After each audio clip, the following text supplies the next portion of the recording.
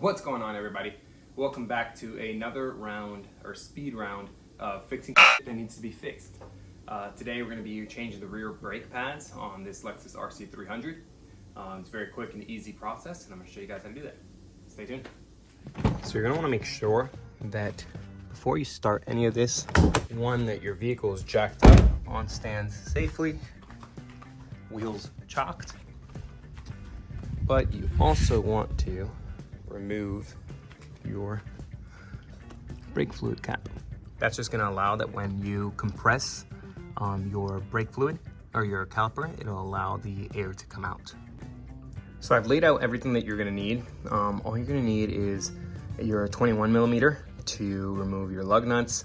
You're going to need a ratchet and a 14 millimeter to remove the slide pin bolts. You're going to need a cheap Amazon brake compressor, a little flathead screwdriver, skinny flathead screwdriver, some silicone paste, some high temp anti-seize, and these are the two that I like to use. And then obviously some brake clean, just clean up once you're done.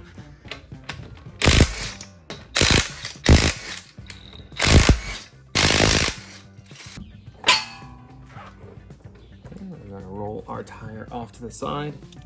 Okay, so we're here on the back of the caliper. We're gonna grab our wrench and break free our 14 millimeter here on top. Let's get the one down here at the bottom. There we go. If these do ever spin on you or start spinning and they're not loosening, you can always grab a 14 millimeter, put it here, and then crank down with your wrench on the other nut. Okay. Remove our caliper and set it aside. Okay, now that we have our caliper set aside, we are going to remove our old pads. First one, our back one. Remember which one is which, so that when you go to put them back, you ensure that you place them correctly. My rotor does not need to be replaced. That's why I'm not replacing them in this video. My rotors are still smooth, very good, very minimal wear on them, so we're gonna keep those. And the first thing I wanna do is remove our retaining hardware. So we'll do these one by one. And if you see here, what I'm gonna do is get a little flathead screwdriver. There's a little opening here at the bottom, making sure not to go too deep so you don't scratch your rotor. You'll remove that clip, and then you will associate it with one of the new ones. So make sure that they're identical, which these are. And what I like to do is grab a little bit of my high temp anti-seize, not too much, so I may have to put a little too much. We'll wipe some off, that's okay. And then without touching the rotor, we'll push this back into place. Now I'll repeat that step 4 times. So the bottom one, I'm gonna associate it with one that looks just like it. And push it back down into place. Let me get the rear ones done, and I'll be right back. Okay, now that we have our 4 retainer clips installed, I'm actually going to compress our brake caliper. So I'm gonna take the old brake pad, I'm gonna take our spring compressor, just tighten it until the pump compresses. It'll reach a certain point where it can't compress anymore. I don't want to keep pushing after that. I don't want to break the rubber seals or anything. Take our old brake off, set that back aside. Now we can work on our brakes. So I have that old brake pad. I'm actually going to remove this top shim just because my new pads did not come with one. So I'm going to remove this old shim, and I am going to take our new brake pad, which is going to be this one, and what I'm going to do is I'm going to apply some anti-seize to this part here, so where there's going to be metal on metal touching. Just a dab of it, right? Not much. And then I'll smear it with my finger. And what I'm going to do is I'm going to take a little bit more of anti-seize. We're going to put just a dab on our mounting tabs, both sides.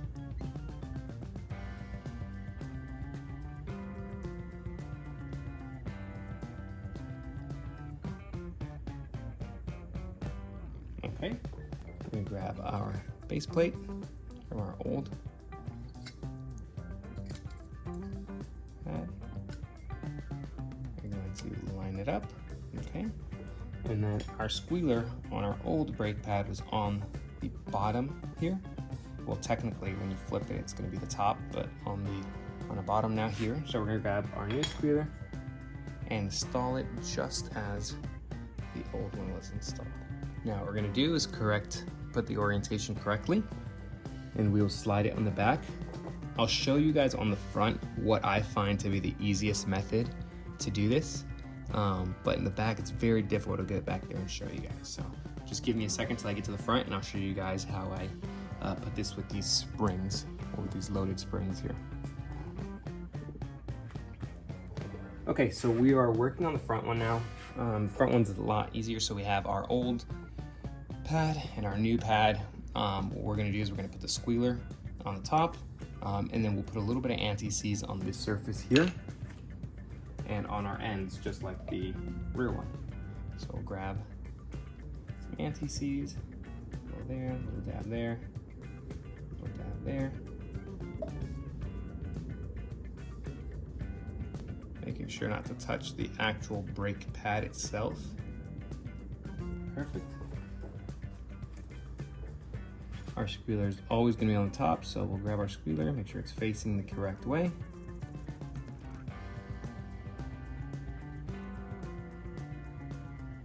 There it goes. And then what I do in the back, and what I'll do here, I'll show you, is you're going to want to get it in. Let's see if I can get my hand out of the way. In at an angle sideways, and then turn it, the bottom one. Once it's turned and in place, the top one will push right in. Make sure to push the squealer down a little bit so that it clears and doesn't pop off. And there you go, you're all set. Almost to the last steps, what we're gonna do is we're gonna pull out our guide pins. These just pull straight out. We're gonna clean these off and put some new silicone paste on them. Now our kit does come with new rubber bushings. If you want to change yours, you're more than welcome to. Ours are in very, very good condition, so I'm going to keep them. So we'll grab our silicone paste. Just a little bit on there. Same concept as the anti-seize, a little bit goes a long way. We don't need a ton of it. And we'll push it back in. Make sure that the rubber bushing or the rubber seal seats inside. There you go. You might have to push and pull it a little bit. Feel all around, and good. And what I mean by make sure the rubber boot sits in its place, or where it's supposed to be, is you see that little channel at the bottom there. The rubber boot will go into that channel and grip it so it doesn't slide out.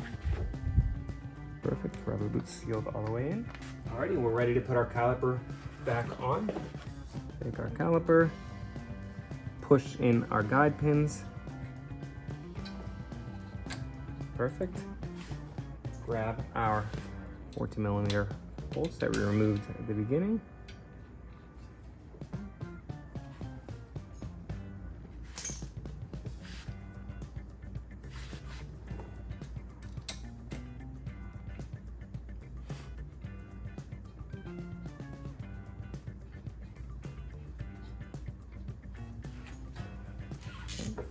Grab our ratchet.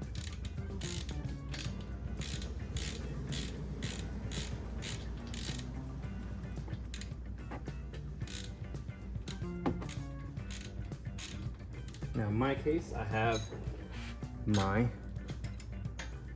boot spinning, so we'll hold that in place.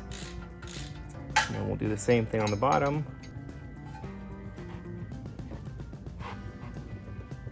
There it goes. So ideally what you'd like to use is a tack cloth. Now I don't have one, or I don't have any at the moment. So what I'm gonna do is I'm gonna grab a clean microfiber towel and I'll dab.